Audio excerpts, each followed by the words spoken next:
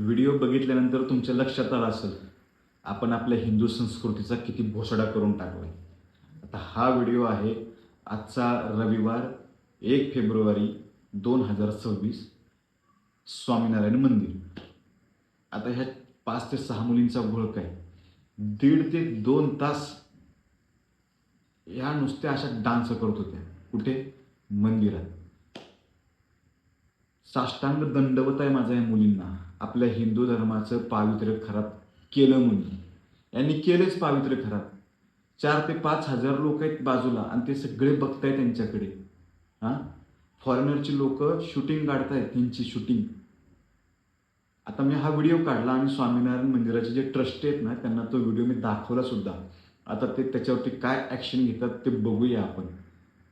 आपल्या हिंदू धर्माचं पावित्र्य खराब करायला हे असेच लोक कारणीभूत आहेत. आणि परत जर एखाद्या मंदिर प्रशासनाने जर कायदा काढला की महिलांना कपडे घालण्यास बंदी, जीन्स घालण्यास बंदी, तर लगेच सगळ्या महिला आक्रमक होतात आणि त्या प्रशासनाला जाब विचारतात. मग मला त्या महिलांना पण विचारायचं आहे, हे कितपत योग्य आहे हो की मंदिरात येणं आणि डान्स करणं? कितपत योग्य आहे? ठीक आहे, फोटोग्राफी करा, मजा मस्ती करा, चालेल ना तेवढं. मंदिराचं पावित्र्य खराब करतायत ते. स्वतःची तर लाज घालवतायच आहेत ते आणि मंदिराचं पावित्र्य सुद्धा खराब करतायत.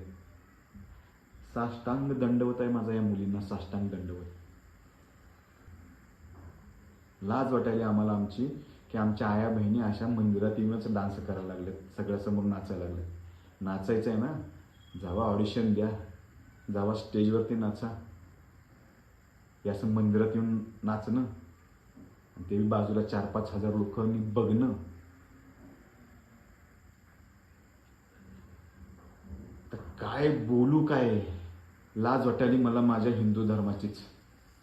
मी माझ्या हिंदू धर्मात जन्माला आलो आणि हे मी माझ्या डोळ्याने बघितलं की माझ्या सनातन धर्माच्या मंदिरात असला प्रसंग.